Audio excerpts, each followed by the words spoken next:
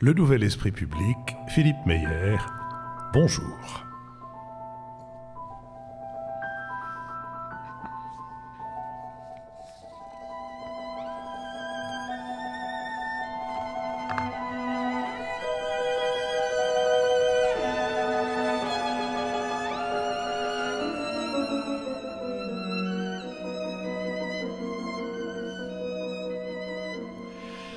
Bonjour, merci de nous avoir rejoints pour cette nouvelle édition du Nouvel Esprit Public, en public, à l'école alsacienne, devant un public nombreux, encore plus nombreux que d'habitude, ce qui est d'autant plus surprenant qu'il fait très beau et que Paris est coupé en morceaux par un semi-marathon qui rend les accès difficiles.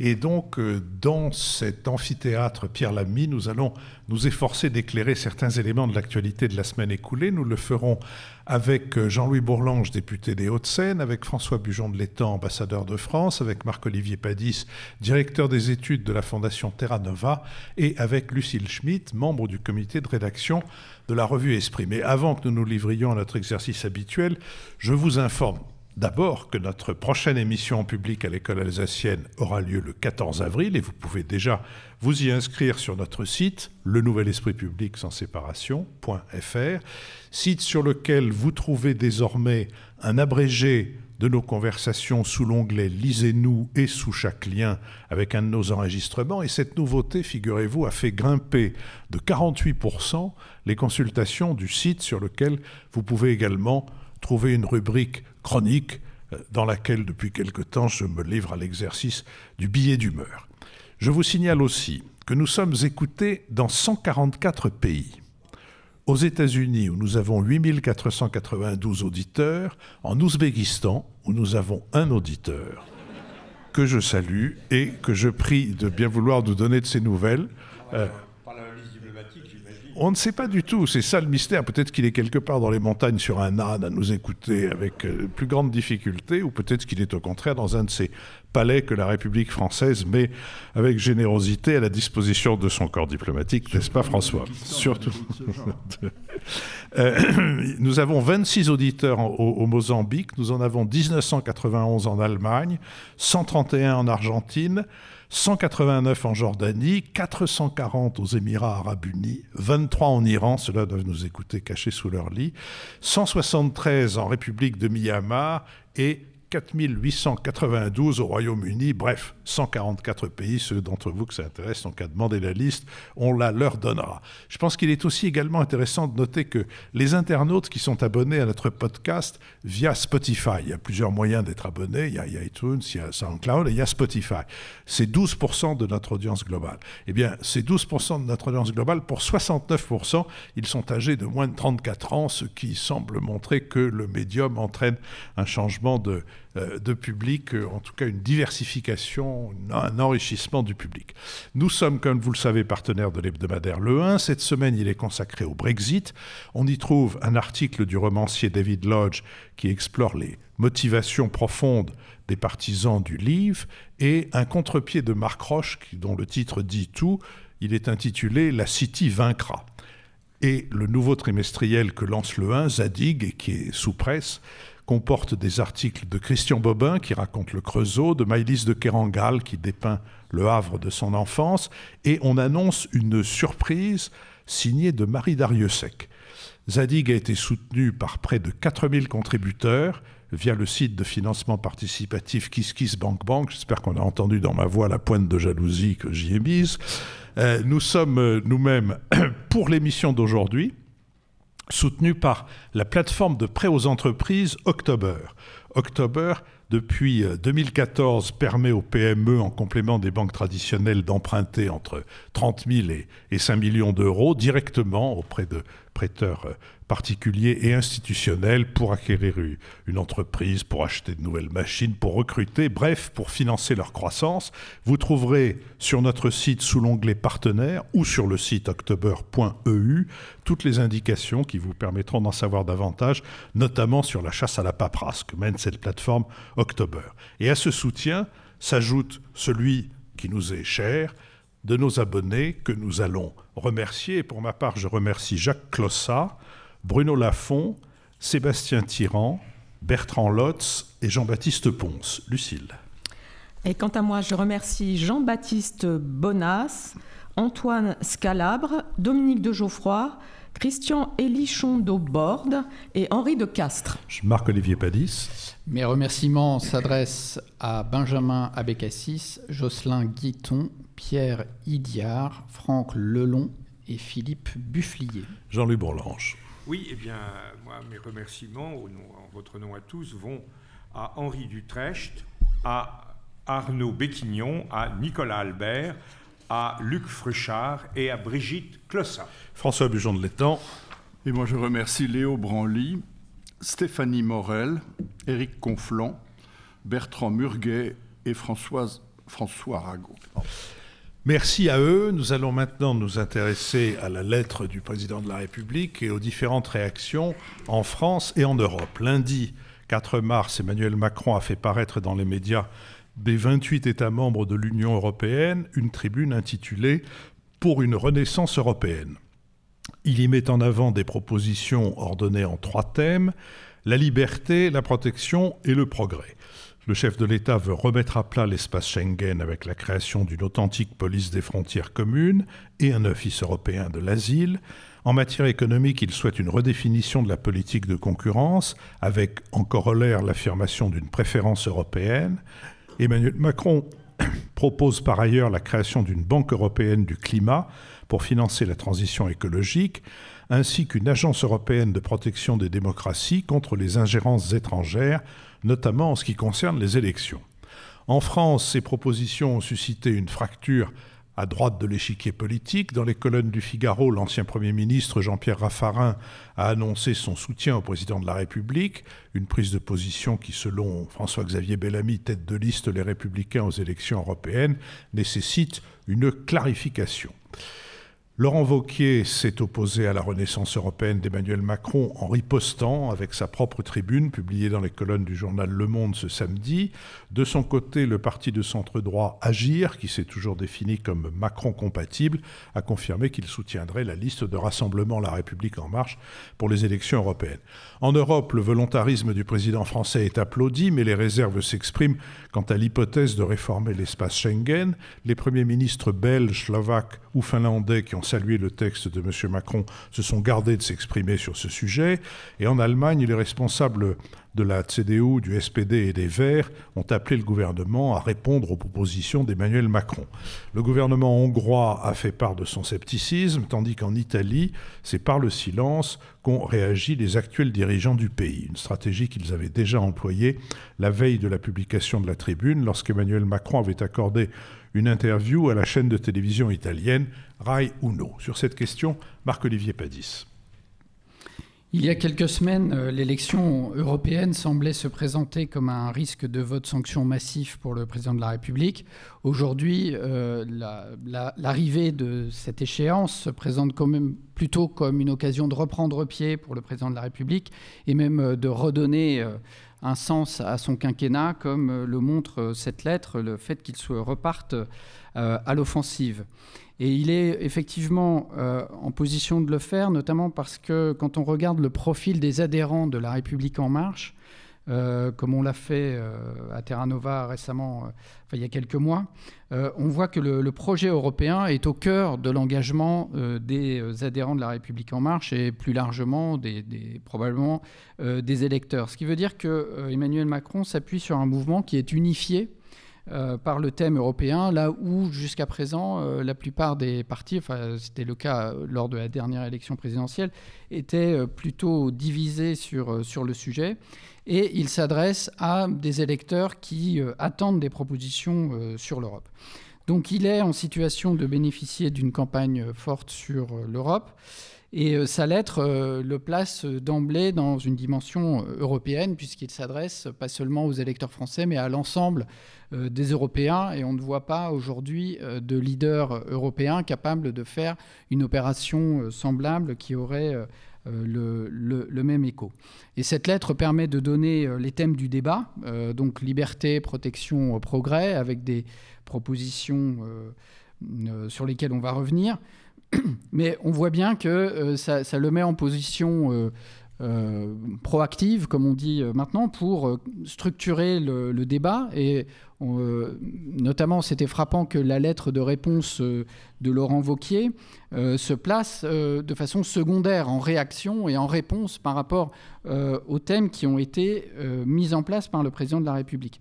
Donc Laurent Wauquiez dit il faut une Europe, il faut une autre voie pour l'Europe, mais il n'arrive pas à dire laquelle, sauf à se contenter d'espèces d'intermédiaires en disant c'est ni les États-nations ni l'Europe fédérale, mais ça c'est dans le fond assez redondant comme remarque, puisque c'est justement l'État même, la définition même de l'Union européenne aujourd'hui, ce n'est ni une fédération, ni simplement des États-nations, c'est un entre-deux. Qui est d'ailleurs assez créateur dans cette situation intermédiaire.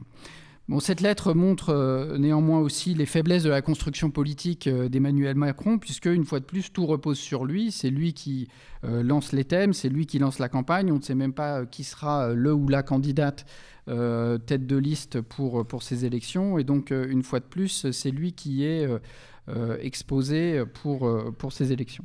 Alors les difficultés de l'élection européenne, c'est assez simple, c'est de montrer les enjeux de l'élection, d'arriver à mobiliser son camp, cadrer le sens de l'élection et motiver les électeurs. C'est souvent ça qui manque et qui explique les taux d'abstention assez importants à cette élection. Alors dans les thèmes qu'il a lancés et qu'a rappelé Philippe, je signale juste brièvement que la question du risque de manipulation de cette élection est un vrai risque. On l'a vécu sur le Brexit et les élections américaines, mais on voit qu'énormément d'acteurs sont, désireux de perturber cette élection, ce qui est particulièrement facile à faire dans le cadre d'une élection européenne parce qu'il y a beaucoup de pays impliqués. Et puis comme l'Europe est mal connue, c'est très difficile de diffuser des informations fausses ou induisant en erreur sur ce sujet-là. Ensuite, je pense qu'il s'est attaqué en fait directement au sujet le plus sensible aujourd'hui, qui est effectivement l'espace Schengen, c'est-à-dire en fait la gestion des frontières européennes. C'est le sujet le plus sensible aujourd'hui parce que c'est un facteur de division parmi les pays européens. L'espace Schengen, c'est un accord qui est très mal en point puisque toute une série de pays en fait sont revenus sur les accords de Schengen, en particulier la France depuis les attentats en fait a rétabli les contrôles à ses frontières. Donc nous n'appliquons plus les règles de Schengen qui veulent qu'il y ait en fait un espace unifié de circulation entre les pays européens, du moins ceux qui ont souscrit aux accords de Schengen. Donc c'est des accords qui sont mal en point et qui sont exactement, disons, sur la question la plus sensible qu'on a vécue ces dernières années, c'est-à-dire le problème du contrôle des frontières externes de l'Union, puisque la règle, c'est que, en fait, dans cet accord, ce sont les pays de la périphérie qui gardent les frontières de l'Europe. Et le texte dit qu'il faut une solidarité entre ces pays. Mais il y a la solidarité et il y a la géographie qui fait que, évidemment, l'Irlande et la Suède ne sont pas exposés de la même manière que l'Italie ou la Grèce. Et donc, les pays européens font pression sur les pays, notamment du pourtour méditerranéen, pour qu'ils contrôlent leurs frontières. Mais l'Italie et la Grèce ont bien du mal à le faire et plaident, en un sens de bonne foi et à juste titre, qu'ils n'ont pas été énormément aidés dans la crise des réfugiés. Et donc, ce qu'ils ont fait quand des afflux de population sont arrivés, c'est qu'en fait, ils les ont laissés traverser le territoire alors qu'ils étaient censés les répertorier. Et donc, tout ça a mis en crise le système de l'asile. Là aussi, je pense que Emmanuel Macron a raison de dire qu'il faut revoir complètement le système de l'asile en Europe. Reste à savoir ce qu'il entend par une agence européenne. Est-ce que c'est une agence qui serait simplement chargée de coordonner les différents offices nationaux qui gèrent le droit d'asile qui relève non pas de droit européen, mais d'une convention internationale qui est la Convention de Genève, et donc que chaque pays applique pour lui-même. Et je pense que c'est assez important que cela reste de la prérogative de chaque pays, sachant qu'il y a des écarts extrêmement importants d'un pays à l'autre. Par exemple, en France, l'OFPRA, qui est chargé d'examiner les demandes des personnes qui donc, font appel à elle pour faire valoir leur droit à l'asile. L'OFPRA est donc un organisme dont le directeur est indépendant, c'est-à-dire qu'il n'a pas de compte à rendre sur son action au ministre de l'Intérieur, contrairement à d'autres pays où les ministres de l'Intérieur peuvent fixer, par exemple, les niveaux d'acceptation qui sont donnés, alors qu'en principe, l'asile, c'est l'examen d'une situation individuelle et non pas une politique d'immigration. C'est deux choses tout à fait différentes. Donc je m'arrêterai là, mais pour pointer que je pense que ce sera évidemment un des sujets majeurs de la campagne européenne. Lucile Schmitt. Oui, moi je pense que ce qui est très intéressant, c'est le fait qu'effectivement Emmanuel Macron ne renonce pas sur l'Europe, qu'il reprend, comme vient de le dire Marc-Olivier, le lead, c'est-à-dire qu'il est là pour donner le tempo, pour reprendre l'initiative sur cette question européenne. Mais par rapport au grand discours de la Sorbonne de septembre 2017, ce qui est aussi assez marquant, c'est que d'une certaine manière, le sentiment d'une forme de déni de réalité par rapport à l'ampleur de la crise européenne nous frappe également. C'est-à-dire que Emmanuel Macron rassemble son camp, et c'est clair que du côté de La République En Marche, l'unanimité existe sur la question européenne et l'engagement européen. Après, la question de l'ampleur de cette crise européenne, pourquoi la nier à ce point ? Ce qu'on a vu depuis 2017, c'est premièrement que le couple franco-allemand n'arrive pas à décoller. Et là-dessus, d'ailleurs, le texte d'Emmanuel Macron est assez intéressant parce qu'il propose une diversité de solutions et au fond, il veut se placer en pivot et non plus miser sur le seul couple franco-allemand parce qu'il a été déçu sur ce plan. La deuxième chose, c'est que je crois que depuis 2017, on a vu l'ampleur de la question du lien entre les intérêts économiques et les institutions européennes, notamment à partir d'un certain nombre de scandales de santé publique comme le Dieselgate, mais aussi la question de Monsanto, etc. Donc on voit bien que la question du déficit démocratique et de l'imbrication entre intérêts économiques et fonctionnement des institutions européennes est également posée. Et là-dessus, je trouve que la lettre d'Emmanuel Macron fait une impasse très forte. Certes, il parle un petit peu de social, mais il parle très peu de questions de conflit d'intérêts, de fonctionnement des institutions. Et ça, c'est un vrai sujet lorsqu'il s'agit aujourd'hui de rassembler sur la question européenne. Et puis le troisième point, Marc-Olivier l'a évoqué, c'est le fait qu'il se place en leader. Mais est-il un leader collectif ou un leader isolé ? Je pense qu'il est assez clair que depuis septembre 2017, il est davantage un leader isolé, peut-être parce qu'il porte une vision et que les autres n'ont pas de vision, ça il faut lui en faire crédit, mais on peut aussi considérer que c'est parce qu'il ne tient pas suffisamment compte des agendas des uns et des autres. Et je voyais que AKK, la nouvelle leader de la CDU-CSU, excusez-moi, il faut que je regarde exactement comment s'écrit son nom parce que j'ai Annegret, je suis sûre que Marc-Olivier le sait par cœur. AKK marche assez bien parce que même les Allemands n'y arrivent pas. C'est ce que Allemands Michael Havigel nous l'a confirmé. Son programme, on peut dire KKK. Annegret Kamp, en tout cas, Annegret Kamp, je veux dire, a répondu à Emmanuel Macron. Et ce qui est très intéressant, c'est qu'elle répond, et enfin une dirigeante de haut niveau répond à Emmanuel Macron, parce qu'il y avait une forme de silence à la fois positif, mais un petit peu gêné par rapport à cette lettre. Et lorsqu'elle répond avec les vieilles lunes allemandes par rapport aux vieilles lunes françaises. C'est-à-dire qu'elle répond en disant je propose que le siège au Conseil de sécurité de l'ONU soit donné à l'Union européenne et que donc la France renonce à son siège au Conseil de sécurité. On imagine le niveau de l'impasse. Elle répond évidemment en refusant un salaire minimum européen et elle répond en disant qu'il faut créer un marché commun des banques.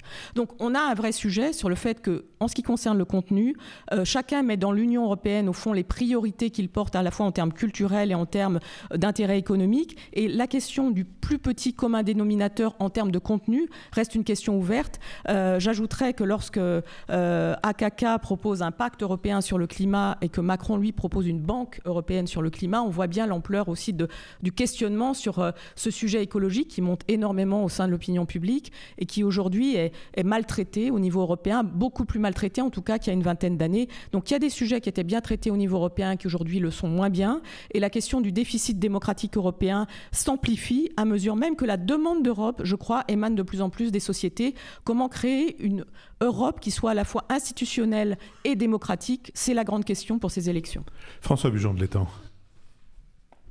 Oui, Monsieur Macron a pris l'initiative cette fois-ci de lancer sa campagne européenne avec une lettre aux 28, traduite en 22 langues d'ailleurs, c'est intéressant parce que C'est assez innovant, mais ce qui est innovant dans cette affaire, c'est pas tellement le fait d'écrire une lettre, c'est celui d'adopter une approche transfrontière, au fond, pour une élection européenne, de s'adresser non pas tellement aux électeurs français, mais de s'adresser à eux que parmi tous les électeurs européens auxquels ils souhaitent s'adresser. Donc, à défaut d'avoir des listes transnationales, ce qui avait été une idée à un moment que les Anglais ont fait échouer juste avant de nous quitter.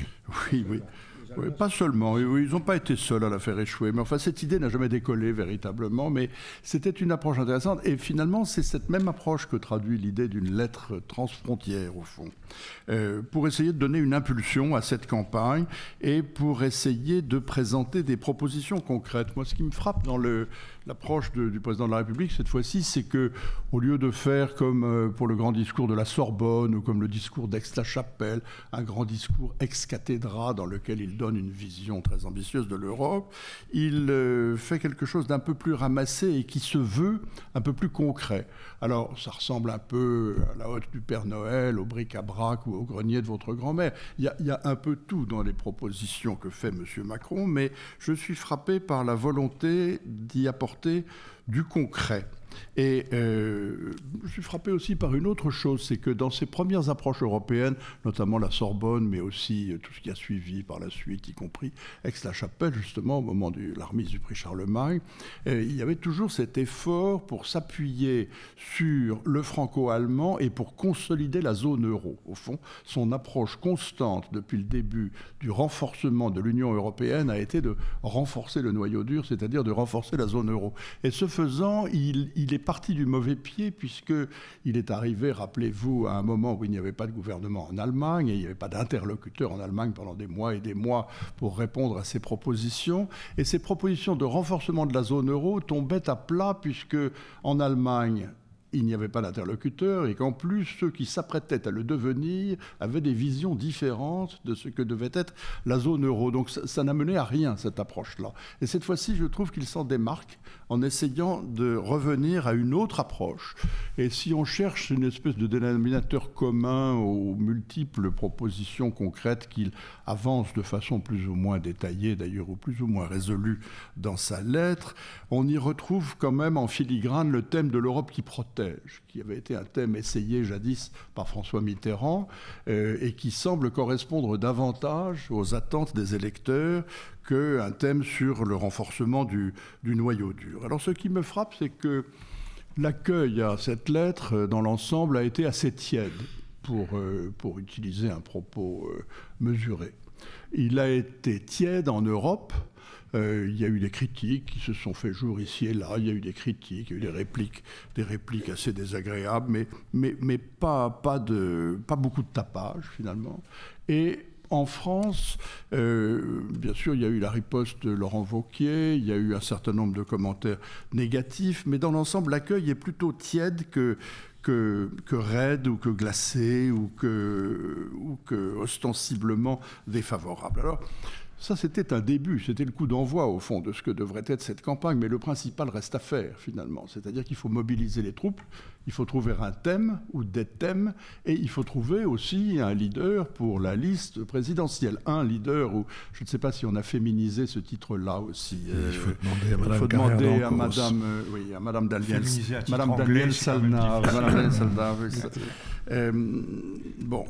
Il faut donc mettre sur pied une liste, et ça tarde, si je puis me permettre, puisque d'autres l'ont fait, et que du côté de La République En Marche, on est toujours dans l'attente. On est dans l'attente de la désignation d'un ou d'une leader, et on est également dans l'attente du choix du ou des thèmes mobilisateurs qui permettront de se compter et de rassembler les troupes, avec deux difficultés évidentes. Le premier, c'est que tout le monde voit bien que la tête de liste, c'est M. Macron lui-même, et que c'est lui, comme l'a dit Marc-Olivier au début de son propos, qui, comme toujours, est le maître Jacques, il est le Jack of all trades, comme on dit si bien dans le monde anglo-saxon. Il fait tout, et là, c'est lui qui est évidemment le chef de sa propre liste. On le voit très bien, ce qui risque d'inhiber effectivement un certain nombre de talents ou de bonne volonté. Et puis on voit également évident que ce qui s'impose en fait comme thème, celui qui mobilise le plus les gens, qui les intéresse le plus, à droite, à gauche, au centre et partout, c'est le thème de l'immigration. Et ce thème, finalement, va s'imposer de lui-même comme le thème principal de l'élection européenne, sans que d'autres propositions aient été faites, me semble-t-il.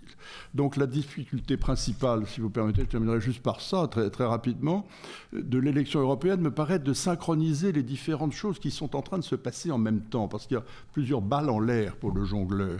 Et il faut sortir de la crise des Gilets jaunes, sortir, on dit toujours sortir par le haut, n'est-ce pas, comme si on ne pouvait plus sortir par le bas, d'ailleurs personne n'arrive à sortir par le bas en réalité, mais sortir de la crise des Gilets jaunes, il faut sortir du grand débat national et il faut entamer sérieusement le débat européen. Ça me fait penser à ce cirque célèbre qui s'appelait Ringling Brothers Barnum and Bailey, où il y avait 3 pistes parallèles où se déroulaient 3 spectacles qui ne communiquaient pas entre eux.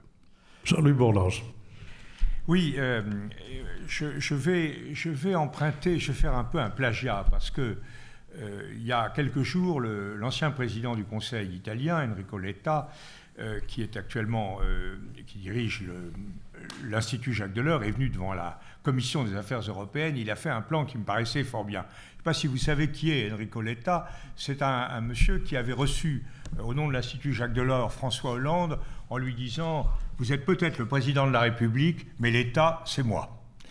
Et donc, il nous a présenté son affaire en disant, et je crois que c'est très juste, que les élections européennes, c'était les élections de toutes les premières fois. Qu'il y avait dans cette élection un ensemble de premières fois impressionnantes. Alors je ne vais pas prendre tout à fait les mêmes que les siennes systématiquement, certaines d'entre elles. C'est la première fois qu'il y a un alignement entre les options européennes et les clivages politiques de la politique française.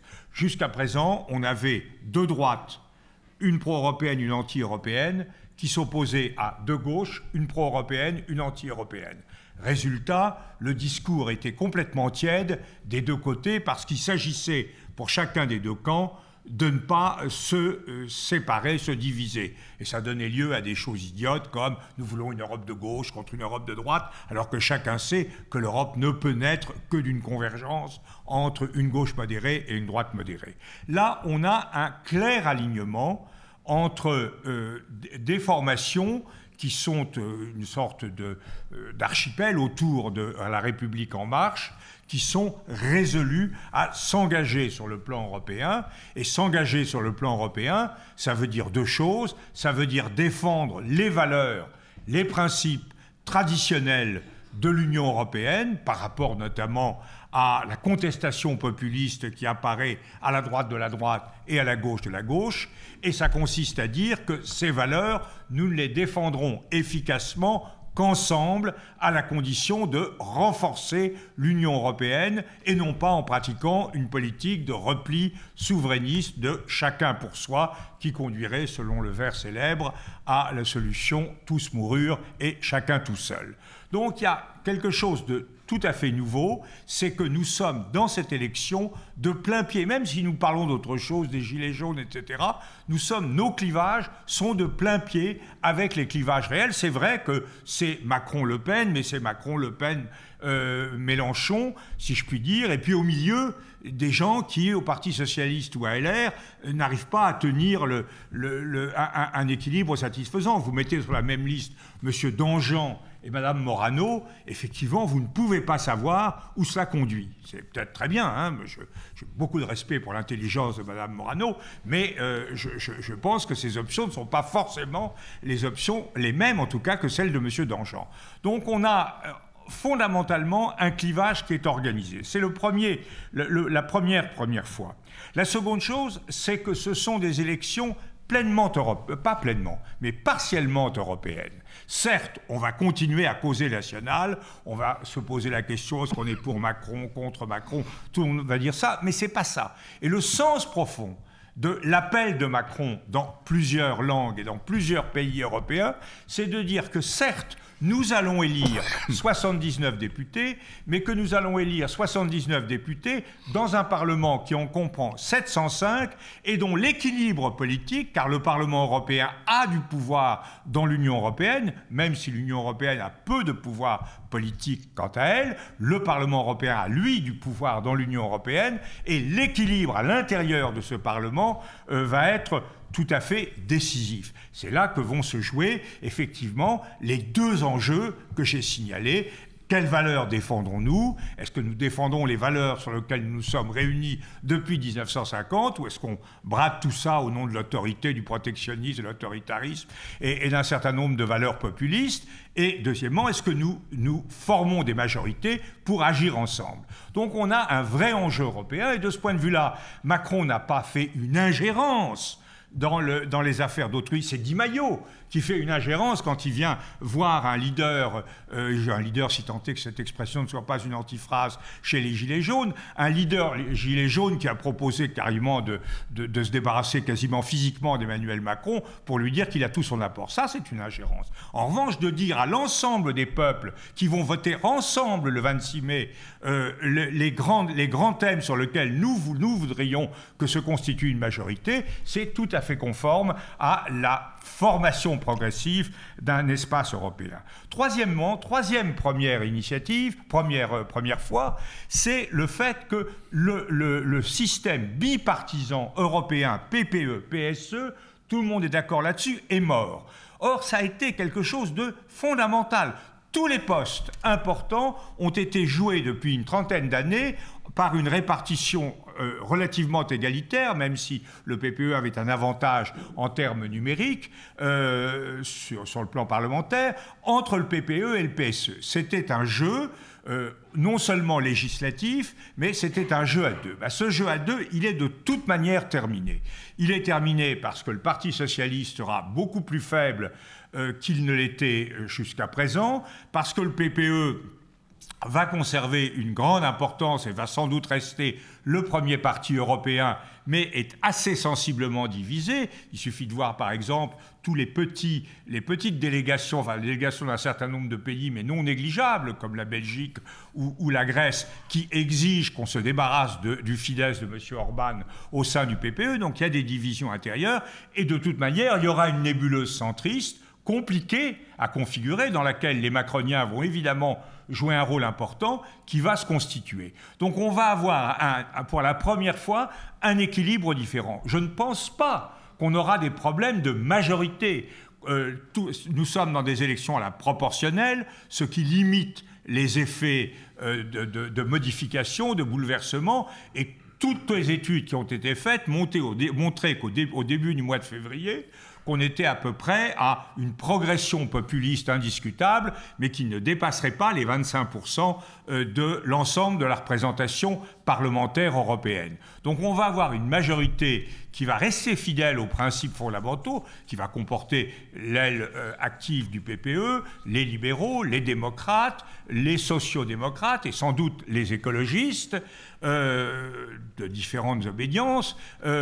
Tout ça va constituer une majorité et le système est assez fait pour ça. Mais la dernière première fois qu'il va falloir prendre en compte, c'est le fait qu'on va renouveler l'ensemble des postes. Derrière les élections européennes, on va changer, bien sûr, le président du Parlement européen, bien sûr, le président de la Commission, mais également le président du Conseil européen et, à terme très rapproché, le président de la Banque centrale.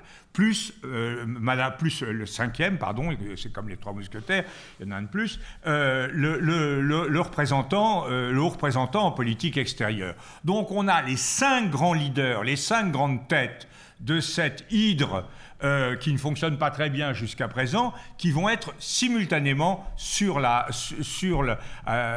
l'objet d'une discussion, et d'une discussion très difficile. Ce qui veut dire que la grande signification de ces élections, c'est pas de savoir qui va gagner, blanc, noir, rouge, etc., mais quel est le degré d'influence que vont exercer les formations, et notamment REM, le MODEM et les formations qui s'aligneront à cela, que vont exercer ces formations. Est-ce qu'on va vraiment avoir une majorité au Parlement qui va renforcer ceux qui défendent les valeurs fondamentales de l'Union européenne en matière de démocratie, d'économie, de société et d'écologie, et ceux qui veulent renforcer les ambitions européennes ou les autres. Donc ce sont des élections qui ont une grande signification, même si elles n'ont pas, comme on est habitué en France, une signification de caractère manichéen. Lucille Schmitt.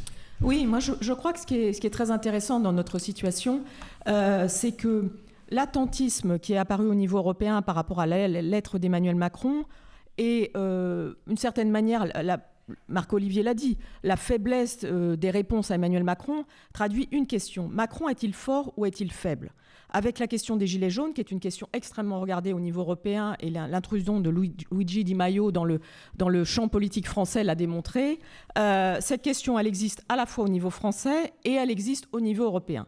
Et donc face à ça, ce que choisit Emmanuel Macron, c'est cette solution qui a été rappelée par François du « en même temps ». Je vais sur le champ européen et je vais sur le champ du grand débat national. Et toute la question, c'est que les univers parallèles, si je puis dire, se rejoignent. Et je crois que le pari d'Emmanuel Macron, c'est certainement celui d'une convergence. Convergence par rapport à la prise de risque, c'est-à-dire que prendre un risque à la fois sur le grand débat national et sur la lettre traduite dans 22 langues et écrite dans 28 pays, c'est évidemment le fait qu'il est le seul à prendre un risque. Et on voit bien qu'en tout cas, le champ politique français et le champ politique européen se traduit beaucoup par l'attentisme, sauf du côté des populistes, par exemple des Italiens. Mais en tout cas, dans le camp des progressistes, il est clair que le seul qui prenne des risques, c'est Emmanuel Macron. Et donc, il sait rétorquer aux populistes. La deuxième chose, c'est qu'il prend un risque sur la convergence en ce qui concerne les contenus. Parce que quand on regarde les contenus sur le grand débat national, je rappelle les 4 thématiques, la fiscalité, l'écologie, la question démocratique, évidemment, j'oublie la 4e qui est, tu vas me le rappeler. Voilà. Par rapport à ce qu'il décrit dans sa lettre, on a du mal à trouver la convergence, sauf peut-être un peu, excusez-moi de plaider pour ma chapelle, sur la question écologique, où là, on sent en plus monter une aspiration démocratique. Mais en tout cas, la convergence des contenus, elle n'est pas évidente, et je crois que c'est là que pêche la prise de risque d'Emmanuel Macron, c'est que sur la question des contenus politiques, il reste trop faible. La deuxième chose que je vais dire, Philippe, très rapidement, c'est que je crois qu'il sous-estime également l'aspiration à une Europe efficace, et que quelque part, François l'a rappelé, la liste des courses, la haute du Père Noël reste quelque chose qui ressemble à des vieilles lunes. C'est-à-dire qu'à chaque élection européenne, on nous promet l'Europe sociale, on nous promet une Europe efficace sur le plan de la migration et on nous promet quelque chose avec un meilleur budget et une politique agricole différente. Donc le sujet, c'est que l'aspiration à l'efficacité et à la démocratie vont de pair du côté de la société française. C'est pareil sur le grand débat national et je crois qu'Emmanuel Macron va être jugé sur les modes d'emploi et que quelque part, il pêche toujours sur les modes d'emploi. Il est extrêmement bon sur la vision, mais on se demande comment est-ce qu'il va faire. Marc-Olivier Padis. Oui, pour réagir brièvement à vos interventions, je dirais ce qui est intéressant, c'est que la dernière fois, pour les précédentes élections européennes, on était très focalisé sur l'idée du candidat tête de liste, on avait utilisé le terme allemand Spitzenkandidat, qui devait motiver les électeurs en leur montrant qui serait le président de la Commission en fonction de leur vote. Et d'ailleurs, les sondeurs considèrent que ça a fait un surcroît de participation peut-être de l'ordre de 5%. Et en fait, cette année, on n'en parle plus du tout. Il y a des candidats de tête de liste, mais il semble que cet enjeu de savoir qui présidera la commission est beaucoup moins présent dans les discussions et que, justement, on parle beaucoup plus, comme l'a fait Jean-Louis, de la composition du Parlement, parce qu'on sent que, disons, cet équilibre qui s'est instauré depuis très longtemps entre les conservateurs, le PPE, et puis les socialistes dans le PSE, va se rompre, ou en tout cas va devoir trouver des compléments. Pour ajouter à ce qu'a dit Jean-Louis, il faut tenir compte du fait que c'est peut-être les Verts qui seront la troisième force et non pas les libéraux, parce que les Verts sont crédités de entre 15 et 20% des voix en Allemagne pour le moment, et on sent que ça tire un peu dans d'autres pays, en Belgique, et même dans le fond la candidature en France de Yannick Jadot bénéficie de ce courant européen. On voit les manifestations de lycéens le vendredi après-midi qui qui sont partis de différents pays, notamment à Bruxelles, commencent à avoir un impact. Mais c'est peut-être un peu tôt pour spéculer sur les recompositions du Parlement. On aura l'occasion d'y revenir, mais il faut juste avoir en tête certains équilibres. C'est le fait que d'abord, les députés britanniques qui étaient extrêmement hostiles à l'Europe s'en vont, et donc ça change quand même la configuration. Et puis, il faut avoir en tête que le nombre de députés est proportionnel à la population, et par conséquent, la Hongrie ou d'autres pays ne pèsent pas énormément. Les pays qui ont vraiment une importance, c'est l'Allemagne, la France, la Pologne, l'Italie, l'Espagne. Et de ce point de vue-là, c'est vrai que la Ligue italienne aura un point important dans la recomposition et dans le résultat, la lecture de résultats de ces élections européennes. Merci, nous aurons l'occasion évidemment de revenir d'ici la fin mai sur ces élections européennes. Je vous propose que nous nous intéressions à un sujet qui est passé, me semble-t-il, un peu sous la table. C'est celui des rapports entre la Corée et les États-Unis après le sommet récent entre le président Trump et le leader nord-coréen Kim Jong-un. Ils se sont rencontrés, comme vous le savez, à Hanoï. Leur première rencontre à Singapour en juin 2018 avait débouché sur une déclaration stipulant la dénucléarisation de la péninsule sans que soient annoncés des engagements datés et définis. 8 mois plus tard, les progrès de cette dénucléarisation se font toujours attendre et aucun nouvel accord n'a pu être trouvé lors de ce second sommet. Selon les dires de Donald Trump, la Corée du Nord aurait demandé la levée totale des sanctions de l'ONU, précipitant ainsi le départ du président américain qui s'y oppose fermement, mais la Corée du Nord a nié pareille réclamation et elle a affirmé n'avoir fait porter sa demande que sur la moitié des sanctions votées par l'ONU depuis le premier essai nucléaire nord-coréen en 2006. Le 1er mars, seulement 2 jours après le sommet, les services de renseignement sud-coréens et 2 centres d'études américains ont constaté un regain d'activité sur le site nord-coréen de Sohae, site en sommeil depuis 2018, et cette information fait craindre de prochains tests de missiles balistiques intercontinentaux. Sur cette question, François Bujon de l'Étang. Ce qu'il y a de bien avec cette affaire coréenne, c'est qu'on peut en reparler à intervalles périodiques. On en revient toujours à peu près, on repasse par la case départ, sans toucher 20 000 francs d'ailleurs, comme on faisait jadis au Monopoly. Mais c'est une saga qui dure depuis 25 ans, qui a eu des hauts et des bas, et nous voici, après le haut de Singapour, dans le bas de Hanoï. Alors, au moins, il y a des choses qui sont claires. En diplomatie, quand il y a des choses claires, il faut tout de suite le montrer. Il y a une chose claire, le sommet de Hanoï est un fiasco complet. Il est un fiasco d'autant plus que M. Trump avait appliqué sa rhétorique habituelle. Les embrassades avec Kim Jong-un avaient été bruyantes. Les compliments dont il l'inonde sont absolument outrés. Les espoirs dont il avait fait l'étalage se sont révélés complètement illusoires. Tout le hype, comme on dit si bien en américain, c'est-à-dire toute la mousse qu'on a fait monter autour de tout ça, retombe d'un seul coup, puisque voilà un sommet qui a été écourté, dans lequel il n'y a pas de communiqué ni de déclaration finale, et où il n'y a pas eu de poignée de main ni de souhait de bonne santé échangé entre les 2 leaders qui pensent, soi-disant, tellement de bien l'un de l'autre. Alors, c'est quand même assez spectaculaire, parce que ce n'était pas du tout ce qui était attendu, finalement, du côté américain, en tout cas.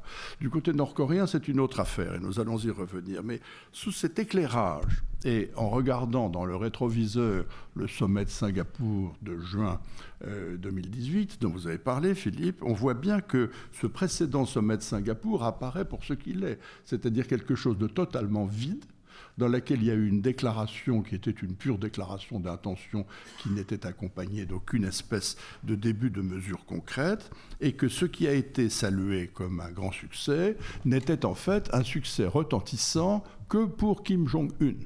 Kim Jong-un est le digne continuateur de son père et de son grand-père. Il cherche à assurer l'impunité de la Corée du Nord en la dotant d'un bouclier nucléaire qui la rendrait tout à fait inexpugnable. Et il cherche à se poser en interlocuteur des États-Unis. Ni Kim Jong-il, ni Kim Il-sung, le grand-père, n'avait obtenu le dialogue en tête-à-tête avec le président des États-Unis. Lui, il l'a obtenu il l'a obtenu, et c'est un bénéfice immense à ses yeux, vis-à-vis de la Chine, vis-à-vis de son propre peuple, dans la mesure où celui-ci compte. C'est un des objectifs de la Corée du Nord. En échange, Trump n'a rien obtenu que les bonnes paroles, et on voit bien ce que disent aujourd'hui les services de renseignement américains et les diplomates américains. Il n'y a pas de signe véritable d'un début de désarmement de la Corée du Nord. Alors, je reviendrai tout à l'heure, si vous m'en donnez la chance, sur ce qu'il faut en penser en termes de durée longue, parce que la crise coréenne, elle doit se juger sur la longue période, et là, nous sommes uniquement dans l'événementiel en attendant le prochain épisode ou l'éventuel prochain rebond. Jean-Louis Bourlange. Oui. Jean-Louis Bourlange a l'air de s'interroger sur qui est la personne qui s'appelle Jean-Louis Bourlange.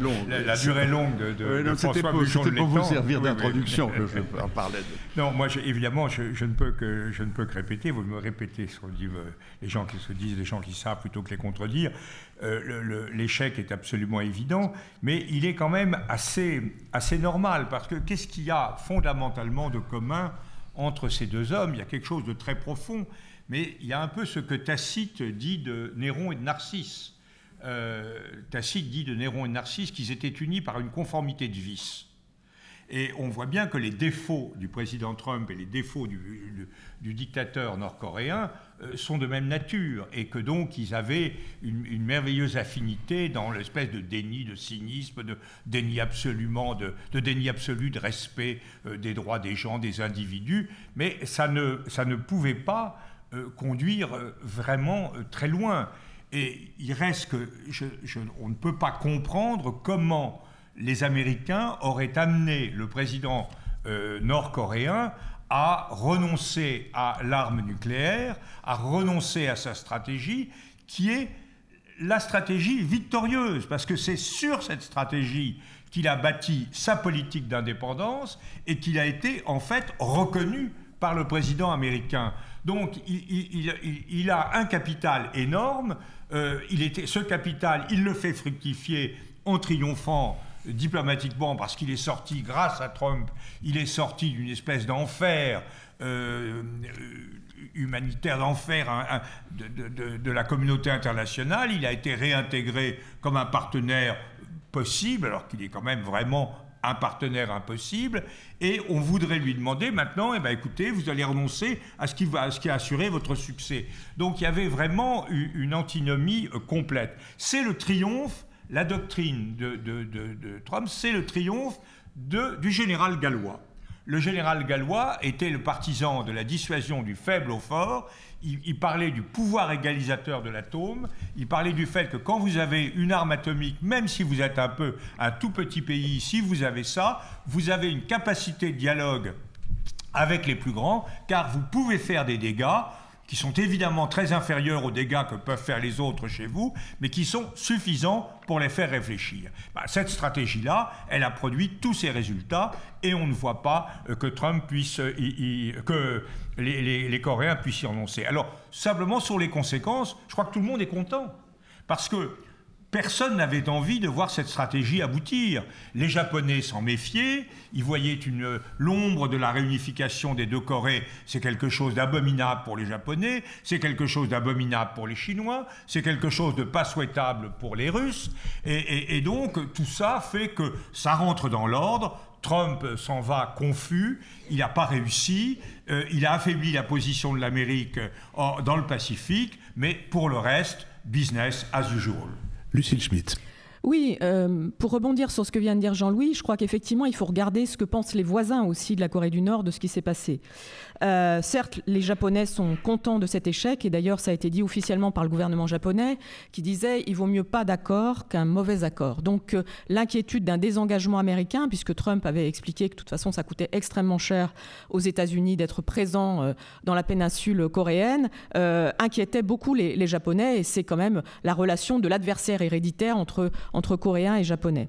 Mais sur ce point, ce que pensent les Coréens du Sud est aussi très intéressant. Je voulais quand même rappeler qu'au moment des Jeux Olympiques d'hiver, il y a maintenant 1 an et demi, au début de 2018, donc il y a 1 an à peu près, puisqu'il y a eu une espèce d'emballement en fait de l'actualité sur la Corée du Nord, le président Moon, le nouveau président Moon de la Corée du Sud, qui est un un président plus démocratique, avait mis le paquet sur le fait d'engager cette réconciliation des deux Corées avec l'accord de Donald Trump. Donc du côté des Coréens du Sud, l'inquiétude sur le fait que Kim Jong-un est un président extrêmement imprévisible de 35 ans, certes élevé en Suisse et adorant le basketball, mais ayant beaucoup grossi depuis, l'inquiétude est quand même extrêmement forte sur le fait qu'il n'y a pas besoin de missiles intercontinentaux pour agresser la Corée du Sud. Et je voulais quand même rappeler une donnée géographique importante, c'est que Séoul n'est qu'à 50 km en fait de la frontière, et donc les Coréens du Sud sont extrêmement inquiets. La deuxième chose, Philippe, que je souhaite dire, c'est que certes, Donald Trump et Kim Jong-un se ressemblent, et certainement dans le côté imprévisible, c'est un jeune Trump, parce qu'il y a chez lui une sorte de mélange étrange entre le fait d'être plus proche du peuple, de ne pas s'en protéger comme son père, dont on rappelle que le père était bègue et du coup n'intervenait jamais en public. Lui, il se confronte, en même temps il tourne des vidéos de propagande incroyables où il est représenté à la fois comme pilote de ligne, grand commandeur militaire et capable de tourner sur un manège dans une grande roue, donc il est une sorte de dictateur total. Et par ailleurs, regardez sur ce point un très intéressant documentaire qui est passé sur Arte. On nous raconte comment est-ce que ce pays, considéré comme l'un des plus pauvres du monde, est devenu une puissance nucléaire, enfin en tout cas une semi-puissance nucléaire.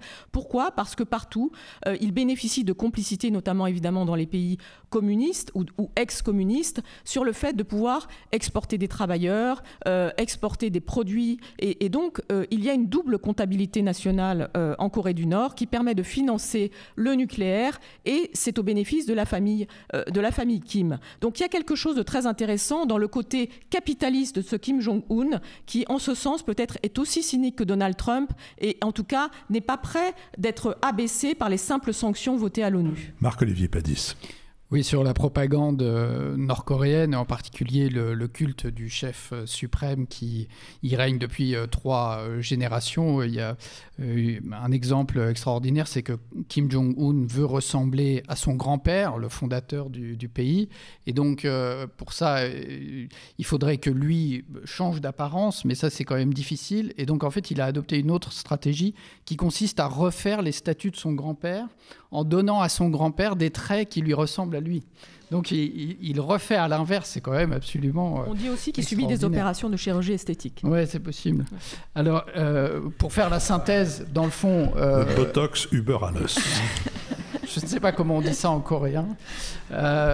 Pour faire la synthèse, en fait, entre les interventions, François a dit c'est un fiasco et Jean-Louis a dit c'est une fiasco qui est une bonne nouvelle, en fait. C'est-à-dire qu'effectivement... Sauf pour les Coréens eux-mêmes. Les Coréens du Nord, Sud, effectivement. Oui. Et les Coréens du Sud. Les Coréens du Sud, ils craignaient un mauvais accord. C'est-à-dire que le mauvais accord, c'est quoi ? C'est que Trump obtienne quelque chose sur les missiles à longue portée, mais qu'il ne négocie rien sur les moyennes et courtes portées qui sont... très, très, très proche. Donc, vraiment, Trump qui se présente souvent lui-même comme un grand négociateur parce qu'il s'est passé des deals, le côté business, on voit vraiment qu'il apparaît pour ce qu'il est, c'est-à-dire un fanfaron, très exactement un fanfaron.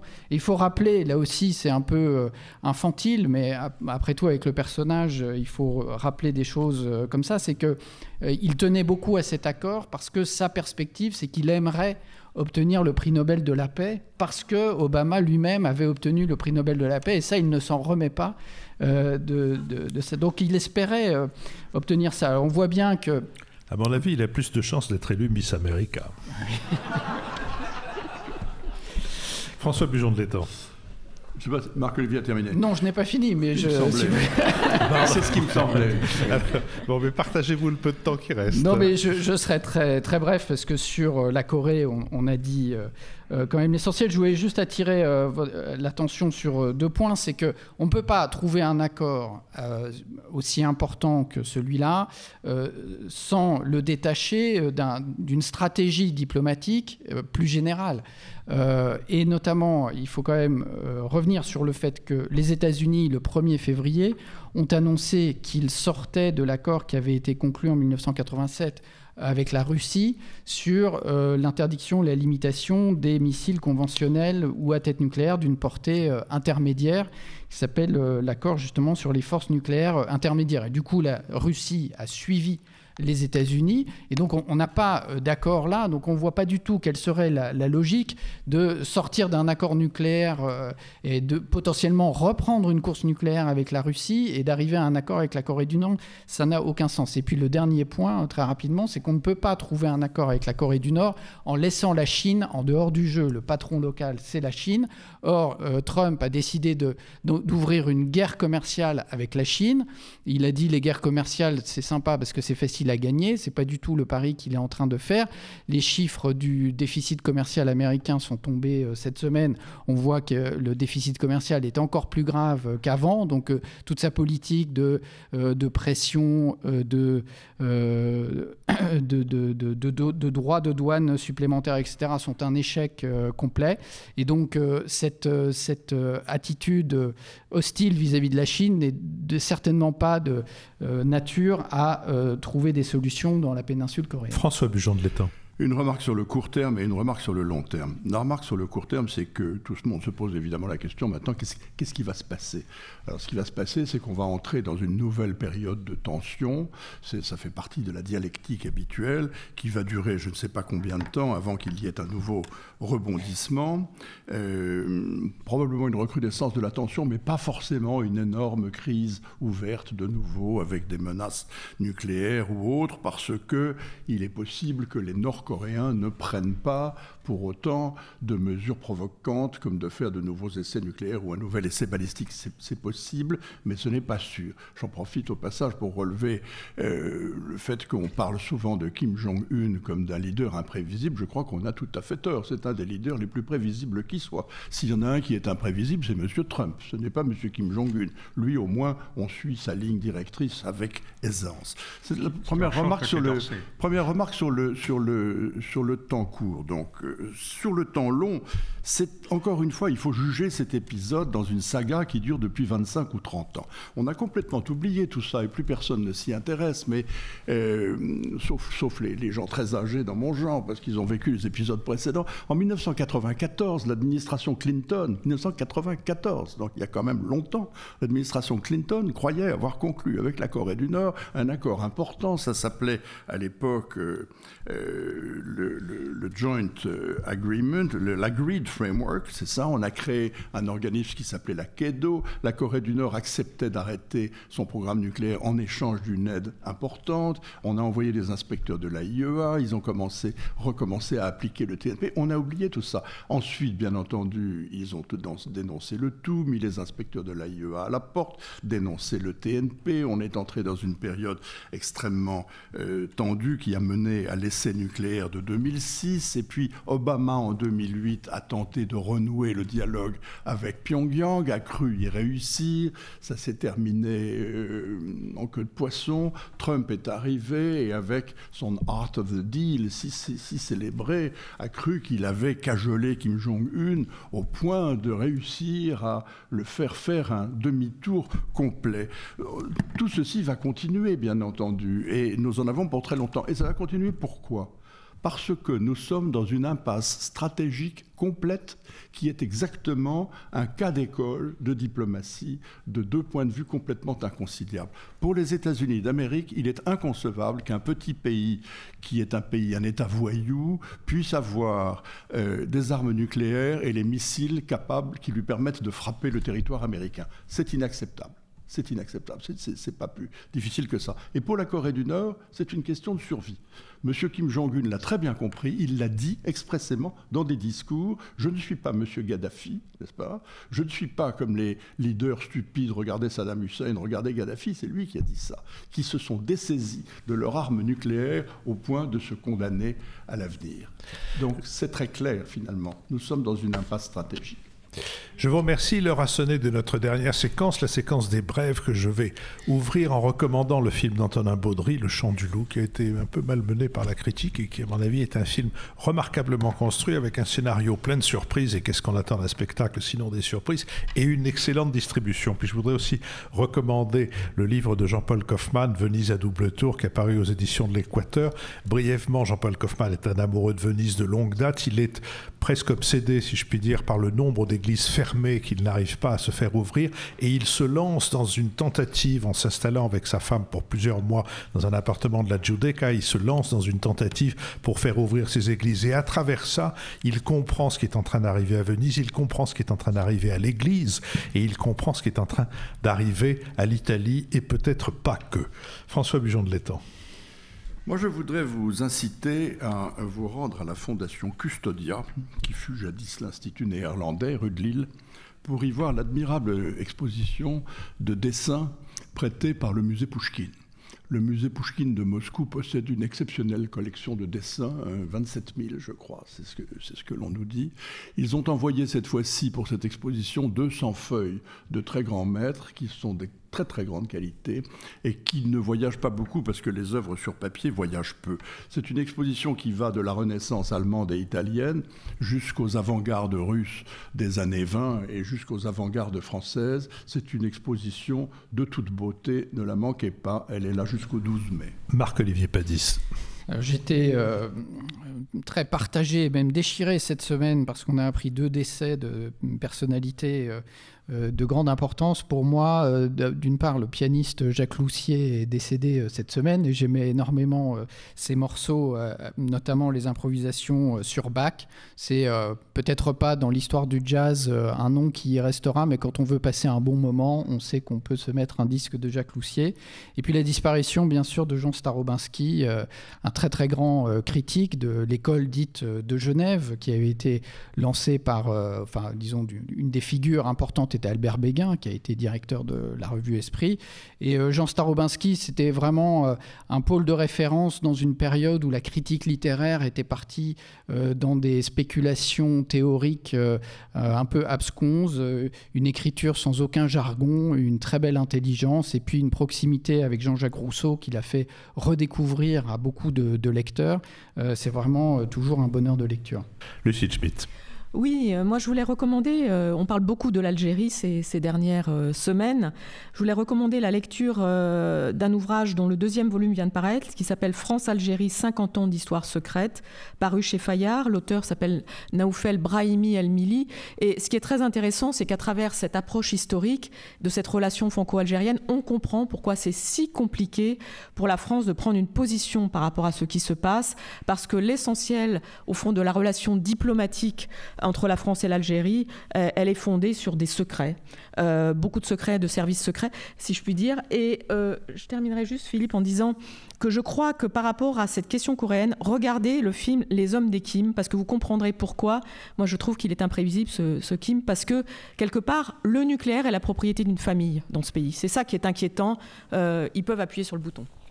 À propos de l'Algérie, je voudrais recommander aussi notre podcast, une émission thématique d'été. C'était le numéro 49 avec Akram Belkaïd, et je l'ai réécouté avant de venir, et je dois dire que notamment à propos de l'importance des services secrets, des changements de génération, etc., vous y trouverez beaucoup de choses. Numéro 49 de nos podcasts. Jean-Louis Bourlange. Oui, moi je voudrais recommander le livre de notre ami Philippe Reynaud, La laïcité, histoire d'une singularité française. La singularité, c'est-à-dire ce n'est pas une exception, c'est une façon française de vivre ce rapport à la laïcité, et c'est extrêmement intéressant. Alors évidemment, Philippe Reynaud, qui est un esprit très subtil et très fidèle, analyse de façon tout à fait éclairante la nature profonde de la laïcité, mais je crois qu'il apporte plein de choses, je ne peux pas les dire toutes, mais il apporte 2 choses, il éclaire 2 débats. D'abord, un débat sur l'origine. Il montre, je crois, d'une façon assez claire que la laïcité n'est pas liée à l'effondrement libéral, au recul libéral de l'État, mais peut-être aussi l'effet d'une toute-puissance de l'État, et notamment en France, où c'est les guerres de religion qui ont entraîné simultanément l'affirmation par Henri IV, l'affirmation du pouvoir absolu et la tolérance religieuse. C'est d'ailleurs l'esprit qui habitera Hobbes dans la définition du Léviathan. Donc c'est assez intéressant de voir que le renforcement de l'État est, de ce point de vue-là, gage d'une liberté.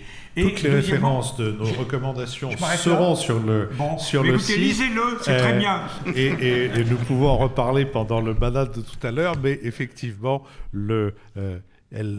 vulnerant omnes ultima necat, puisque un peu de latin ne peut pas faire de mal sur les podcasts. Et donc, c'est maintenant le moment pour moi de vous rappeler que vous pouvez vous inscrire à notre prochaine émission qui aura lieu le 14 avril, la prochaine en public, de remercier la plateforme de prêt aux entreprises October, sur laquelle vous trouvez toutes les indications nécessaires sur notre site à l'onglet partenaires, et de rappeler que cette émission est préparée avec Charlotte Montier, que Nicolas Tourneau assure la gestion de notre site, Benoît Carré la transcription de notre compendium, et que Christian Sori et Laurie Galigani, Christian pour l'école alsacienne et Laurie Galigani pour Nouvelles Écoutes, ont assuré l'enregistrement de cette émission. Je remercie une nouvelle fois l'école alsacienne de son accueil et de sa disponibilité, et je remercie le public qui est abondant et nous a soutenus aujourd'hui.